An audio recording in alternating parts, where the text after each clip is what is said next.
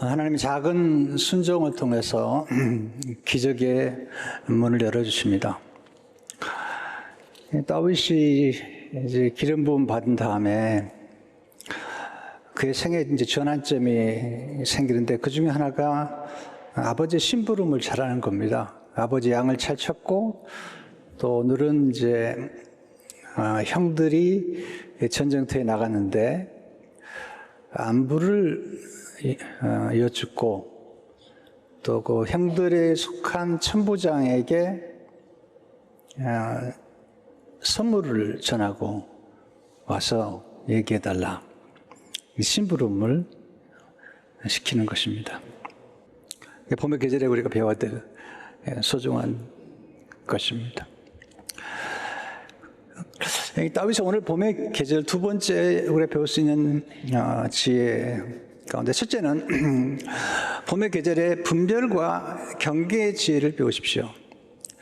뭘 분별했냐면 다윗은 싸워야 될 대상과 싸우지 않아야 될 대상을 분별할 줄 알았습니다. 그는 경계해야 될 대상을 분별할 줄 알았습니다. 자, 이제 다윗이 전쟁터에 이제 도착했죠. 양군이 이제 서로 대치를 하고 있는 것입니다. 자, 21절, 22절을 보게 되면 이스라엘과 블레셋 사람들이 진열을 벌이고 양군이 서로 대치하였더라. 다윗이 자기의 짐을 잘 지키는 자의 손에 맡기고 군대로 달려가서 형들에게 문안하고. 전 이것도 참 중요하게 봐요.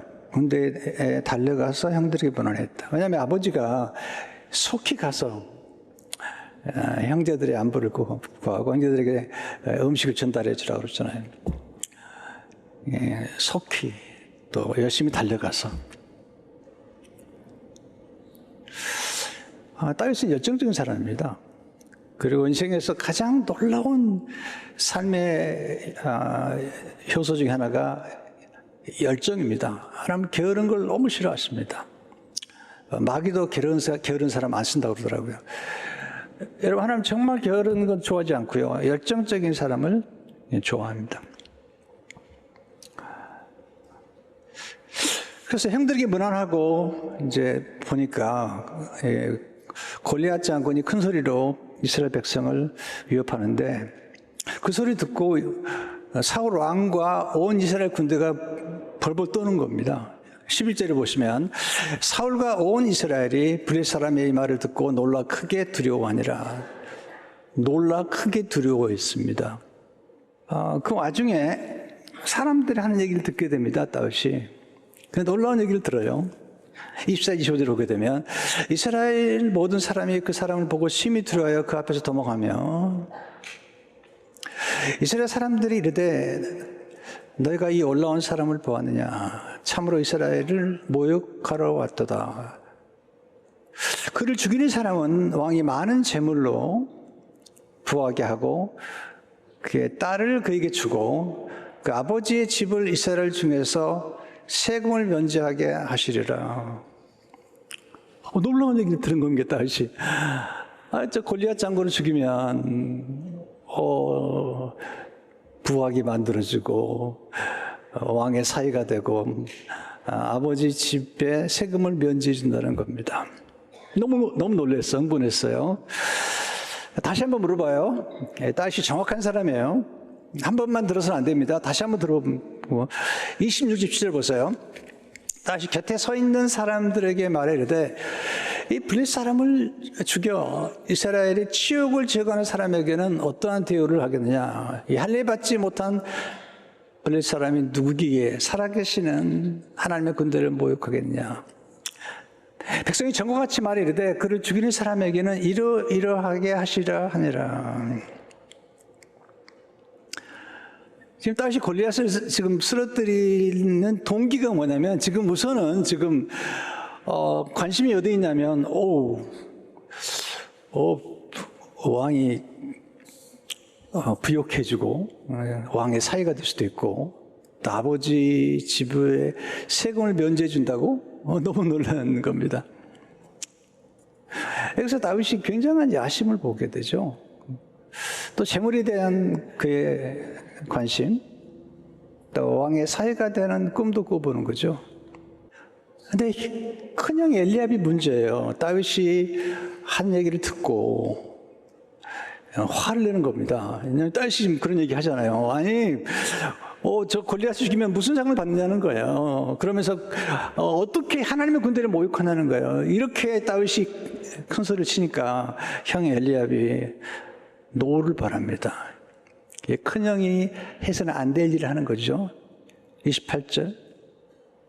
큰형 엘리압이 다윗이 사람들에게 하는 말을 들은지라 그가 다윗에게 노를 바라여 이르되 내가 어찌하여 이리로 내려왔느냐, 들에 있는 양들을 누구에게 맡겼느냐, 나는 내 교만과 내 마음의 완악함을 아노니 내가 전쟁을 구경하러 왔도다. 이 엘리압이 너무 웃기는 거예요. 왜냐하면 골리앗 앞에서 쩔쩔매면서 두려워 쩔쩔매는 인간이 아니 다윗을 멸시하는 겁니다. 또 다윗의 동기까지도 의심을 해요. 뭘 안다고요? 28절 다시 보세요. 나는 내 교만과 내 마음의 완악함 아노니 내가 전쟁을 구경하러 왔도다. 그래서 우리 엘리압이 얼마나 미숙한가 봐요. 얼마나 속이 밴댕이처럼 작은지를 봐셔야 돼요.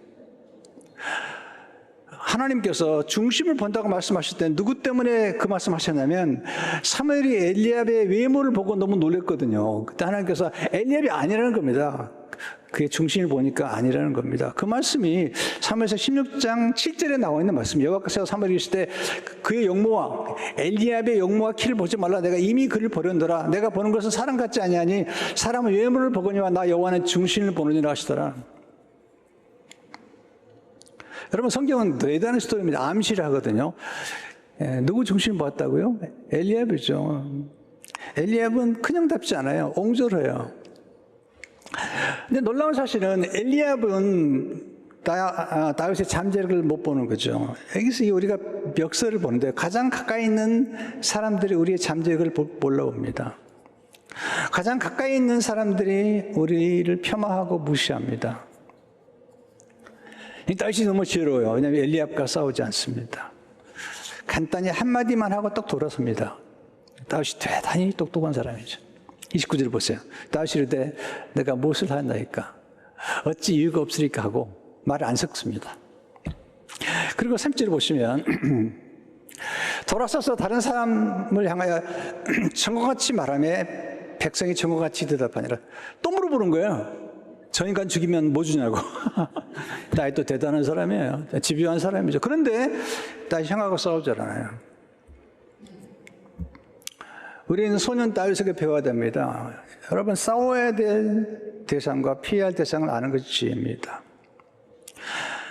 경계가 필요한 사람에게는 경계를 설정해야 됩니다. 이런 엘리압 같은 사람은요, 아무리 가족이어도 경계를 설정해야 됩니다. 여러분 경계를 설정하면서 절대로 죄책감 느끼지 마세요. 여러분의 인생을 폄하하고 우습게 여기고 여러분의 가능성을 말살시키는 사람들을 만나거든 정중하게 대하세요. 그러나 경계를 설정하고 너무 가까이 하지 마세요. 그런 죄책감 느끼지 마세요. 우리를 세워주는 사람들 누굽니까? 우리를 믿어주는 사람들, 우리를 응원해주는 사람들 때문에 우리가 성장하는 거잖아요. 제가 다음 시간에 말씀드리겠지만 그를 기름 부었던 사무엘, 또 그의 친구 요나단, 다윗이 인물이 되는 게 거기에 드는 거죠. 왜 엘리압하고 싸우지 않았을까요? 힘을 아껴야 되잖아요. 정말 중요한 일에서 힘을 아끼는 것이 지혜잖아요. 정말 중요한 일에 집중하는 것이 진짜 지혜잖아요. 자, 두 번째, 봄의 계절에 위기를 기회로 만드는 지혜를 배우셔야 됩니다.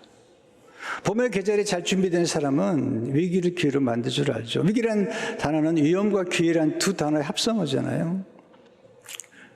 근데 위기는 잘 선택하면 기회가 되지만 잘못 선택하면 위험이 되는 것입니다. 지금 사울과 이스라엘 군대는 위기에 처해 있잖아요. 골리앗 장도 키도 크고 목소리도 큽니다. 4절에 보세요. 그의 이름은 골리앗이요 가드 사람이라 그의 키는 6규빗 1뼘이요. 이게 굉장히 큰 키입니다. 2.9m 정도입니다. 안 커요? 크잖아요. 창자루도 커요. 무기도 커요. 실제로 보세요. 그 창자루는 배틀체 같고 창날은 1600세겔이며 방패든 자가 앞서 향하도록. 그런 목소리도 크고, 그리고 적군을 무력하게 만들 수 있는 그 말도 잘해요. 8절 9절을 보세요. 그가 서서 이스라엘 군대를 향하여 외쳐 이르되, 목소리 커요. 내가 어째 나와서 진해를 벌였느냐? 나는 블레 사람이 아니면 너희는 사울의 신복이 아니냐? 너희는 한 사람을 택하여 내게로 데려보내라. 그가 나와 싸워서 나를 죽이면 우리가 너희 종이 되겠고, 만약 내가 이겨 그를 죽이면 내가 우리의 종이 되어 우리를 섬길 것이니라. 굉장히 위협적이잖아요. 사울왕도 놀랬고 다윗의 형제들도 놀랬고 다 온 군대가 놀라 두려워하는데, 두려워하지 않는 사람이 한 사람이 있어요. 다윗입니다. 대단한 담력을 가지고 있습니다. 왜 그럴까요? 왜 그런 담력을 왜 우리가 담력을 가지고 세상을 살아갈까요? 어떻게 다윗처럼 담력을 가지셨을까요? 첫째, 어려움을 극복한 경험을 통해서 담력을 갖게 됩니다. 다윗은 골리앗보다 더 힘든 대적과 싸웠거든요. 사자와 곰과 싸웠거든요. 사람들은 목소리 큰 사람을 두려워하는데 너무 두려워하지 마세요. 목소리 큰 사람들 제가 보니까요, 두려워할 게 아닙니다. 그들이 두려우니까 목소리가 커지는 거지, 진짜 똑똑한 사람들은요 목소리가 작아요. 실력 있는 사람들은요 큰 소리 안 합니다. 간단하게 한두 마리 하죠. 의사도 탁월해 보세요. 그냥 한두 마리 친다라고 많은 거지, 그냥 큰 소리 칩니까? 그러니까 골리앗이 큰 소리 친다고 두려워할 게 아니죠. 다윗은 아는 거죠. 왜냐하면 다윗은 골리앗보다 더 큰 소리를 이미 들었거든요. 사자의 표현하는 소리를 들었습니다. 여러분, 사자가 울부짖잖아요. 그러면 8km까지 가는 거예요. 8km. 자, 어린 나이에 이미 큰 걸 본 거예요. 큰 소리 들은 거예요. 그러니까 골리앗이 큰 소리 치고 크게 나오는데, 저거 좋으네. 크니까 돌 잘 맞겠네. 다 두려워하는데 다윗은 달라요. 저거 돌 잘 맞겠네. 똑같은 걸 보더라도 어떤 사람이 두려워하는 사람은 그렇지 않잖아요. 두 번째, 하나님의 도우심을 받아 담력을 갖게 됐죠. 이게 이제 다윗의 훌륭한 점이죠. 고백하는 30절을 보시면, 또 다시 이르되 여호와께서 나를 사자의 발톱과 곰의 발톱에서 건져내신즉 나를 이 블레셋 사람의 손에서도 건져내시리이다. 하나님이 건져내신다. 이거 우리가 가장 담력을 갖는 게, 하나님을 경험하게 되면 담력을 갖게 됩니다. 셋째로, 은밀한 중에 터득한 지혜를 통해서 담력을 갖게 됩니다. 은밀한 중에 터득한 지혜. 어디서? 곰과 사자와 싸워서 그가 경험한 지혜죠. 다윗은 굉장히 지혜로워요. 지혜란 적의 실력을 인정하는 것입니다. 제가 살아보니까 제일 어리석은 사람은 뭐냐면, 이런 사람들을 많이 봤어요. 어떤 사업을 하면 누가 잘하잖아요. 그럼 인정해야 됩니다. 너무 잘한다고. 그리고 가서 배워야 됩니다. 겸손하게. 근데 이런 분이 계세요. 지까짓 게 여러분 한번 해보셔야 되는지. 어떤 분들은 이제 사장 밑에서 일하잖아요. 그러면 사장 욕합니다. 저게 저렇게 멍충인데 어떻게 사장이 됐지? 해보세요, 한번. 사장 쉬워요? 해보세요, 한번. 여러분, 그렇게 생각하면 안 되는 거죠. 경쟁자를 존중할 줄 알아야 되는 거죠. 손흥민 선수와 메시, 이게 서로 존중하는 거예요. 사마이와 제갈공명 서로 존중하는 거예요. 저는 목회를 하면서 훌륭한 목회를 하는 분들을 폄하한 적이 없어요. 폄하하면 배울 수가 없는 거예요. 지금 골리앗의 문제는 지금 다윗을 우습게 여기는 거예요. 지혜란 문제를 있는 그대로 볼 줄 아는 것입니다. 골리앗은 다윗을 업신여깁니다. 42절 44절 보세요. 이 골리앗이 어리석죠. 그 블레셋 사람이 둘러보다가 다윗을 보고 없음 여기니 이는 그가 젊고 붉고 용모가 아름다움이라. 블레셋 사람이 다윗에게 이르되 내가 나를 개로 어기고 막대기를 가지고 내게 나왔느냐 하고 그의 신들의 이름으로 다윗을 저주하고 그 블레셋 사람이 또 다윗에게 이르되 내게로 오라. 내가 내 살을 공중의 새들과 들짐승에 주리라 하는지라. 골리앗의 착각이 뭐냐면 다윗이 자기를 개로 어겼다는 거예요. 다윗은 그를 개로 어기지 않았습니다. 다윗은 그를 고음과 사자로 봤습니다. 막대기 가져도 다윗은 막대기만 가지고 간 게 아닙니다. 돌을 숨겼거든요. 그걸 못 본 거죠. 그러니까 골리앗은 뭐 눈도 나빴다고 그래요. 뭐 그런 얘기가 있어요. 그렇긴 하지만 그 막대기는 봤잖아요. 여러분 전략 가운데 하나는 뭐냐면 숨길 건 숨길 줄 아는 거예요. 이게 다윗의 탁월한 점이거든요. 다윗은 골리앗을 기회로 여기지 않았습니다. 다윗은 골리앗을 사자와 곰으로 생각했던 겁니다. 신중하죠. 그래서 돌을 5개 준비합니다. 40절 보세요. 손에 막대기를 가지고 시내에서 매끄러운 돌 5을 골라서 자기 목자의 제그 곧 주머니에 넣고 손에 물매를 가지고 블레셋 사람에게 나가니라. 왜 5개 준비했죠? 몰라요. 다윗에게 물어보세요. 중요한 건 하나 던져서 안 맞으면 또 던지는 거죠. 이게 탁월한 사람들은 항상 플랜 B를 가지고 있는 거예요. 플랜 B. 플랜 B, C, D, E. 탁월한 의사들은 한 가지가 처방하지 않아요. 다양한 처방약을 가지고 있고 다양한 메스를 가지고 있는 거죠.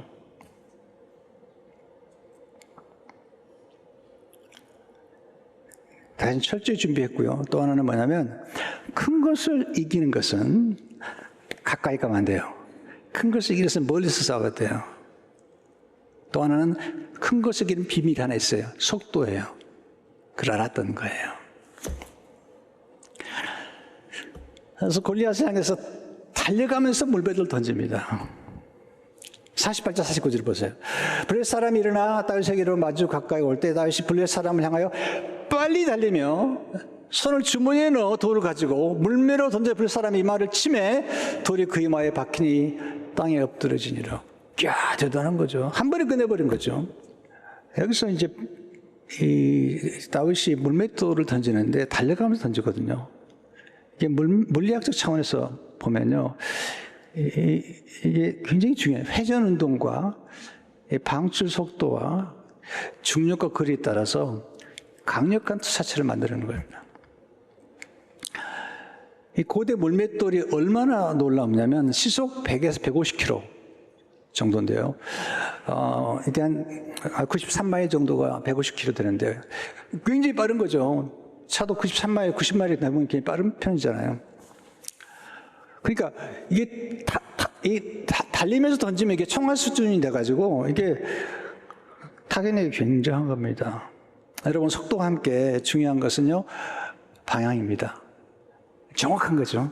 목표가 중요하고, 속도는 올바른 방향에 결합할 때 강력한 힘을 발휘하는 것입니다. 다윗은 지금 큰 사람과 싸우기 위해서 거리를 두었고, 그리고 그는 속도를 사용할 줄 알았던 사람이죠. 더 중요한 게 있습니다. 그는 필요할 때마다 도구를 바꿉니다. 자, 50절, 51절이 기가 막힌 지혜인데요. 다윗이 같이 몰매와 돌로 블레셋 사람을 이기고 그를 쳐 죽였으나 자기 손에는 칼이 없었더라. 다윗이 달려가서 블레셋 사람을 밟고 그의 칼을 그 칼집에서 빼내요. 그 칼로 그를 죽이고 그의 머리를 베니 블레셋 사람이 자기 용사의 죽음을 보고 도망하는 줄로. 자, 쓰러뜨리는 물맷돌을 쓰러뜨지만 그의 목을 베는 건 빌렸어요. 골리앗 장군의 칼을.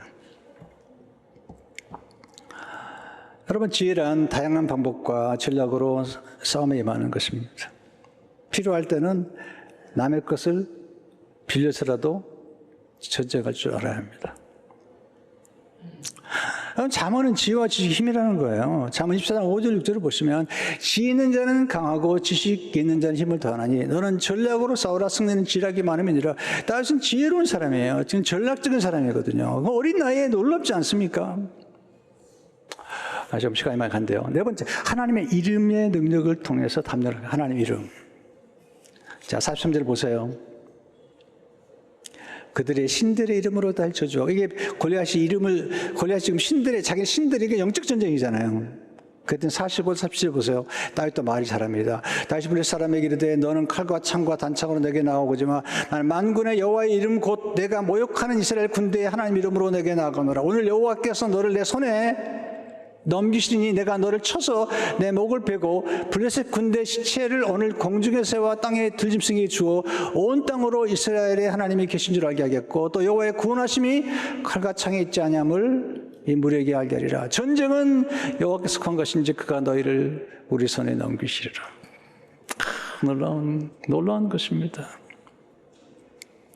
여러분, 하나님의 이름의 능력을 아십니까? 하나님의 이름의 능력은 구원의 능력이요, 치유의 능력이고, 귀신을 쫓아내는 능력이고, 기도 응답의 능력입니다. 예수 이름으로 기도하라고 그랬잖아요. 저는 82년에 미국 왔습니다. 진짜 가방 4개 가지고 왔는데 3개월 지나서 돈이 다 떨어졌습니다. 여러분, 기도하시기를 바랍니다. 여러분, 디보션을 해야지 디렉션이 생기는 거예요. 하나님 앞에 기도하면 하나님이 우리에게 방향을 제시해주고 우리에게 지혜를 주시고 아이디어를 주시고 청명을 주시고 다양한 전략을 주시고 피해야 될 사람 피하고 싸워야 될 사람과 싸우는, 이게 놀라운 거잖아요. 마지막으로 봄의 계절의 느림과 속도의 조화를 배우십시오. 이게 아주 중요합니다. 광야는 느림의 학교죠. 고요하잖아요. 그런데요, 다윗이 뭘 배운 줄 아세요? 사자와 곰과 싸우면서 기민함, 민첩함, 속도를 배운 겁니다. 참 이게 참 너무 아름다워요. 수금을 타고 있는 다윗의 모습과 사자와 곰과 싸우면서 속도를 내는, 그건 너무 놀라운 거죠. 두 가지가 다 필요합니다. 제가 좋아하고 늘 제 책상 가까이 뒀던 게 뭔지 아세요? 거북이와 독수리입니다. 저는 굉장히 신중한 사람입니다. 네, 천천히 가고요. 그리고 루틴이 있습니다. 그런데 놀라워요. 거북이처럼 쇠다리도 두드려가는 사람입니다. 근데 필요하면 독수리처럼 움직입니다. 빠르게 결정합니다. 느림과 고요함, 속도의 조화, 이게 탁월한 지도자들의 특징이잖아요. 다윗의 봄은 고요와 속도의 만남에서 피어납니다. 고요 없이 속도만 추구하면 파멸됩니다. 속도 없이 고요만 추구하면 멈춰섭니다. 봄은 고요와 속도가 만나는 계절입니다. 다윗은 고요와 속도의 교차점에서 꽃피웠습니다. 작은 순종이 큰 승리를 여는 열쇠죠. 심부름하나 잘해가지고 다윗이 골리앗을 쓰러뜨리고 역사의 무대에 들어서게 되잖아요. 다윗은 싸워야 될 생각, 피해야 될 생각 알았고 그는 힘을 아낄 줄 알았습니다. 그리고 언제 속도를 내야 될지도 알았던 사람이죠. 여러분, 작은 순종, 작은 일에 충성한 것 중요한 것입니다. 또 감춰야 될 것과 드러낼 것을 알아야 됩니다. 그리고 하나님의 이름을 의지하는 것 중요한 것입니다. 골리앗 두려워하지 마세요. 목소리 큰 사람 두려워하지 마세요. 성경이요, 대단한 책입니다. 예수님은요, 피해야 될 사람 피했습니다. 아무하고는 싸우지 않아요. 그냥 피해버려요. 예수님께서 여러 번 피하거든요. 그리고 마지막 힘을 모아가지고 십자가에서 사탄의 머리를 쳐버립니다. 다윗이 골리앗의 머리를 친 것처럼 예수님은 사탄의 머리를 치시고 사망을 쳐버리시고 사망을 사망시키고 죽음을 죽여버리고 부활하시고 우리에게 승리를 주신 것입니다. 봄의 계절에 우리 손주들에게, 우리 자녀들에게 야심을 가져도 괜찮다고, 성공해도 괜찮다고 얘기해 주세요. 그런 과정이 필요한 거예요. 여러분, 성경에 나온 인물들을 보세요. 다 야심천사입니다. 모세가 이스라엘 민족들이 300만 명 됐어요. 그런데 그가 죽기 전에 뭐라고 그런지 아세요? 300만 명이 되는데 지금보다 1000배나 많으면 죽겠다는 거예요. 이렇게 열정적인 사람을 쓰시는 거예요. 바울 보세요. 쉬지 않고 일하잖아요. 저는 우리 교회가 더 성장하기 원합니다. 이렇게 매 시간 모인다면 제가 5번 더 설교할 것 같아요. 성도 여러분, 자연의 사계는 다르게 인간의 계절은 바뀔 수도 있습니다. 네, 100세가 돼도 봄이 될 수 있습니다. 오늘 이 계절의 뜻을 알고 승리하시기를 주의 이름으로 축원합니다.